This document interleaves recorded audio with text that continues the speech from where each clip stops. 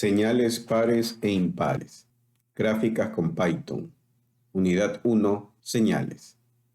Para las gráficas de señales pares e impares, hay detalles importantes a tomar en cuenta. Por ejemplo, para realizar esta observación se tendrá como referencia el eje vertical, también conocido como el de las ordenadas, sobre el cual se debe observar que la señal es exactamente igual hacia la izquierda que hacia la derecha para ser considerada una señal par, mientras que la señal impar será en magnitud igual hacia la derecha que hacia la izquierda, pero de signo opuesto. En el sentido formal de las señales pares, una señal continua en el lado positivo del eje debería ser igual a la misma señal en el lado negativo del eje, con un comportamiento semejante en el caso discreto. Una forma de destacar esta propiedad es utilizar el relleno de áreas semejante al usado en señales periódicas y no periódicas,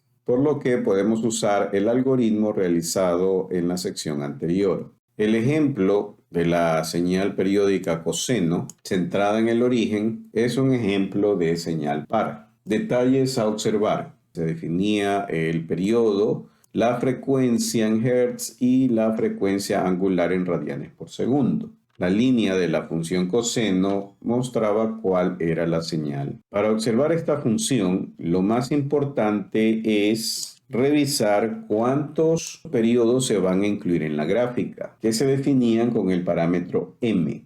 Dónde empieza y termina la gráfica puede ser un valor que se calcula, por lo que el valor inicial de la gráfica debería empezar en m veces hacia la izquierda, pero compartido tanto en el lado negativo del eje como en el lado positivo. Por eso se divide para 2 y depende del periodo que se requiere observar. Dado que se va a realizar un reflejo para el lado positivo y negativo de la señal, se debería considerar la misma cantidad de muestras hacia la izquierda y hacia la derecha, incluyendo la muestra del centro. Por lo que podría ser más sencillo en esta ocasión no utilizar muestras sino tramos, dado que la cantidad de muestras que se van a realizar dependerá de cuántos periodos queremos utilizar. Si se van a utilizar 4 tramos por periodo y observamos 2 periodos, se tendrían 4 tramos a la izquierda, 4 tramos hacia la derecha, que generan 4 muestras a cada lado, más la muestra de x igual a 0. Como el periodo de la función a destacar es alrededor del eje de las abscisas, desde donde se empieza la marca se calculará posteriormente. En el bloque del procedimiento,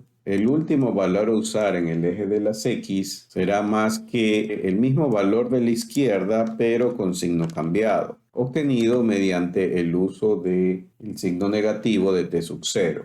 La cantidad de muestras a usar depende de cuántos periodos vamos a usar de esta función, multiplicado por el número de tramos más la muestra del centro, con lo que el vector de tiempo seguirá teniendo la misma instrucción de rellenar el espacio dentro de la línea entre t sub 0, t sub n y la cantidad de muestras que se van a realizar. Delta t se puede calcular de la misma forma, con lo que sería muestras menos 1, o también se podría utilizar m periodos a observar multiplicado por la cantidad de tramos que tiene cada periodo. La señal seguirá siendo la misma y para marcar el periodo se deberá utilizar las variables desde la mitad de un periodo en el lado negativo hasta desde el punto anterior para todo un periodo con una observación adicional para cerrar el periodo. La gráfica seguirá siendo de línea entre el vector de tiempo y la señal evaluada. Como título podríamos utilizar señal par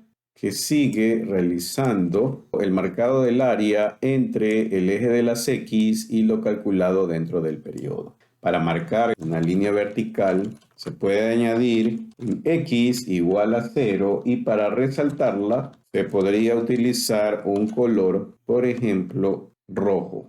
Se guarda el archivo y se envía a ejecutar las instrucciones en la que por el reducido número de tramos se puede observar aquí la función en baja resolución, con pocas muestras. Si aumentamos el número de tramos, por ejemplo a 8, la señal presentará una curva más suave. Si usamos 32 tramos, la gráfica será cada vez más suave, mostrando que la imagen del lado izquierdo es como un reflejo de un espejo entre sí. Es importante destacar que el número de tramos de cada lado debería ser un número par, puesto que si usamos un número impar y de pocas muestras, por ejemplo 5, mantener la simetría entre la señal y el área marcada no sería posible, puesto que menos t medios no coincide con las muestras a realizar a cada lado. Y preferiblemente el número de tramos que se utilice debería ser un número 2 elevado a k,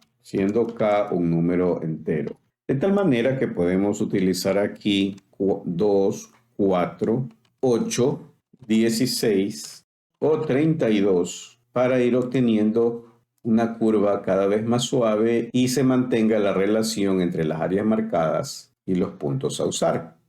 En el caso de las señales impares, se podría probar con la función seno en lugar del coseno, que se conoce que es impar por definición, pudiendo servir este algoritmo para señales pares e impares. Al ejecutar el algoritmo, podemos observar que se obtiene un resultado semejante, siempre centrado y notando de que la magnitud de la señal es la misma, pero de signo opuesto a negativo, representando la propiedad como que x de t de la señal es igual a la misma señal con signo cambiado del inverso del tiempo, tanto en su forma continua como en su forma discreta. Queda como tarea realizar el ejercicio para la forma discreta de las señales pares e impares, semejante a lo realizado en los talleres anteriores. Cualquier inquietud respecto al tema puede ser escrita en la sección de comentarios o en el foro del curso.